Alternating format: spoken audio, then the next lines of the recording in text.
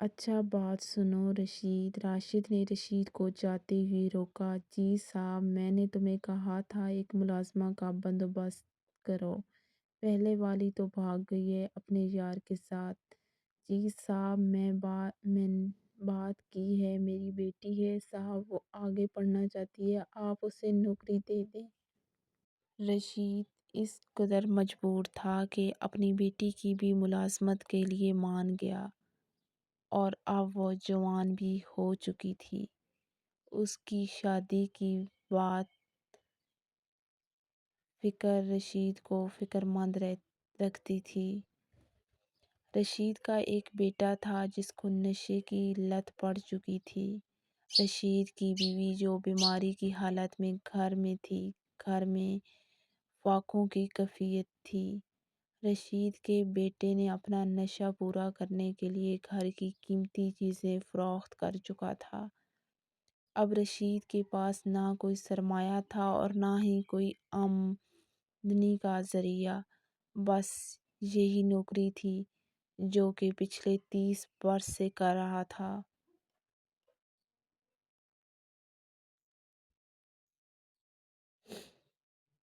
نہایت مجبور ہو کر اس نے اپنی بیٹی آمنہ کو آگے پڑھانے کا شوق رہا تھا،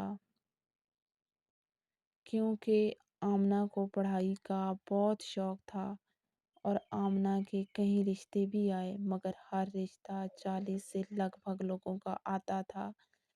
اگر کوئی جوان رشتہ آ بھی جاتا تو وہ انکار کر دیتے، اس کی بیٹی کی وجہ سے کوئی بھی اس کے گھر میں شادی کے لیے راضی نہ ہوتا۔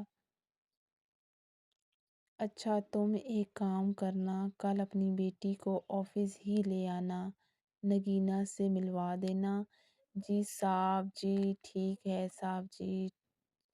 کچھ پیسے چاہیے تھے، رشید نے ڈرتے ہوئے ارشد سے عاجزانہ انداز میں سوال کیا۔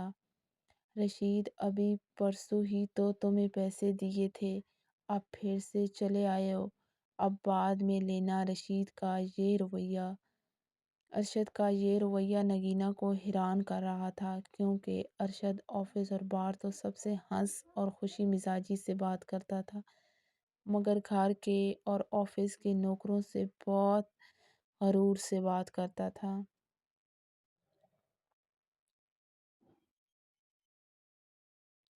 نگینہ نے گھر کے اندر قدم رکھا اور اس کی آنکھ بڑی پھٹی کی پھٹی رہ گئی کہ آج اس سے پہلے اتنا شاندار محل نما گھر آج تک نہیں دیکھا تھا۔ نگینہ کی دائیں سائیڈ پر سیڑھیاں تھیں جو اوپر والے پورشن تک چلتی تھی۔ سامنے قیمتی صوفے اور ٹی وی، لاؤنج میں ایک بڑا LCD لگی تھی۔ اس کے گھر میں 8 سے 10 اور اوپر والے پورشن میں 8 کمرے تھے۔ یہ گھر تقریباً 50 مرلے کا ہوگا، جس کی ڈیکوریشن شاید اس نے خوابوں میں بھی نہ دیکھی ہو۔ ہر کمرے میں AC اور ٹائلز لگی ہوئی تھیں۔ تم ادھر بیٹھو، میں اپنی والدہ کو بتا کر آتا ہوں۔ ارشد نے نگینہ کو صوفے پر بیٹھنے کا بولا اور خود کمرے میں چلا گیا۔ کچھ دیر بعد آیا اور نگینہ کو امی سے ملوایا۔ ماما، یہ نگینہ ہے جن کا میں نے ذکر کیا تھا۔ ارشد کی والدہ نے ایک نظر اسے دیکھا اور کچھ بولے بغیر آنکھیں بند کر لیں۔ نگینہ کو محسوس ہوا جیسے اس کی ماں راضی نہیں ہے۔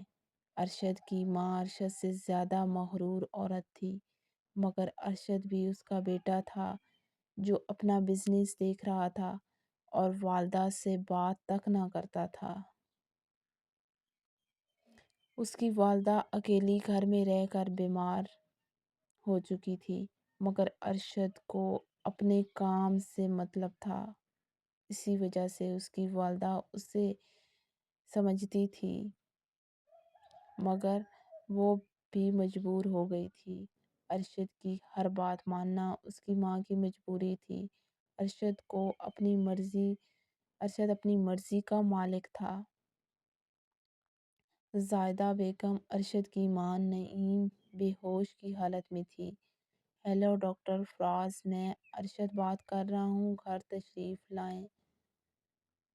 والدہ کی طبیعت خراب ہے۔ ارشد اب کس ڈاکٹر کو کال کر رہا تھا؟ نگینہ تم امی کے پاس بیٹھو، میں ڈاکٹر صاحب کو لے کر آتا ہوں۔ نگینہ کو اب پریشانی لاحق ہو گئی کہ وقت بہت ہو گیا ہے، امی ابو انتظار میں ہوں گے اور رات کے 10 بج چکے تھے۔ تم اتنے فریش ہو، جاؤ۔ نگینہ نے اثبات میں سر ہلایا اور ارشد باہر چلے گئے۔ ڈاکٹر 10 منٹ میں آ گیا تھا۔ نگینہ تم ساتھ والے کمرے میں چلی جاؤ۔ ارشد نے اشارے میں نگینہ سے بات کی اور نگینہ ساتھ والے کمرے میں چلی گئی۔ دوسرے کمرے میں بھی اے سی آن تھا۔ وہ جا کر بیڈ پر بیٹھ گئی اور وہاں بیٹھی سوچ رہی تھی کہ اللہ پاک نے کس قدر کیئرنگ خاندان دیا ہے۔ ڈاکٹر جا چکا تھا۔ نگینہ شیشے کے سامنے دوپٹہ اتارے اپنے بال سیٹ کر رہی تھی۔ نگینہ کے جسم سے نکلنے والی مہک پورے کمرے میں پھیل چکی تھی، مگر اسے احساس نہ ہو رہا تھا۔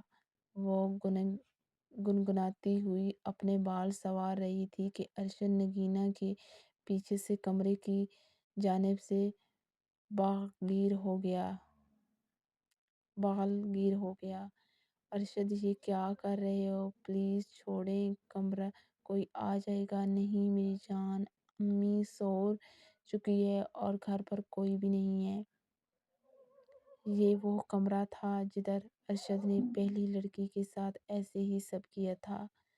ارشد نے نگینہ کو اس طرح سے پکڑ رکھا تھا کہ نگینہ کو اس کا پکڑنا بھی پاگل پن لگ رہا تھا۔ ارشد پلیز مت کریں، یہ سب ٹھیک نہیں ہے۔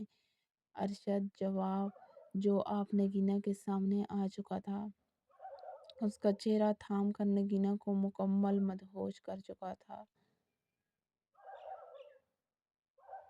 اب نگینہ نے بھی خود کو آزاد کروانے کی کوشش چھوڑ دی تھی۔ نگینہ مکمل طور پر اپنے ہوش کھو بیٹھی اور ارشد کے رنگ میں خود کو رنگو لیا تھا۔ نگینہ غصے میں لال پیلی ہو رہی تھی۔ ارشد آپ نے اچھا نہیں کیا۔ نگینہ کی آنکھوں سے مسلسل آنسو جاری تھے۔ ارشد نگینہ کو بہت پیارے انداز میں معذرت کی اور کہا کہ تم میری عزت تھی اور اب بھی ہو۔ ارشد ہم نے بہت بڑی غلطی کر دی ہے۔ نگینہ جو اب کرب کی حالت سے گزر رہی تھی کہ اس کا لہجہ تھوڑا سخت تھا، مگر اب کیا ہو سکتا ہے، جو ہونا تھا ہو چکا تھا۔ چلو میں تمہیں چھوڑ آتا ہوں، تمہاری طبیعت ٹھیک نہیں ہے، کپڑے پہن لو۔ نگینہ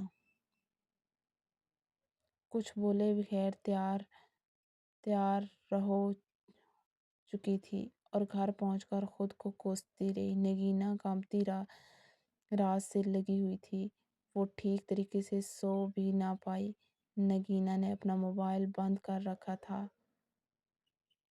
ارے بیٹا، تمہیں تو بہت سخت بخار ہے، کتنا جسم تپ رہا ہے۔ نگینہ کو چوٹ لگی ہوئی تھی۔ دوا لینے کے بعد نگینہ کی طبیعت کچھ بہتر تھی۔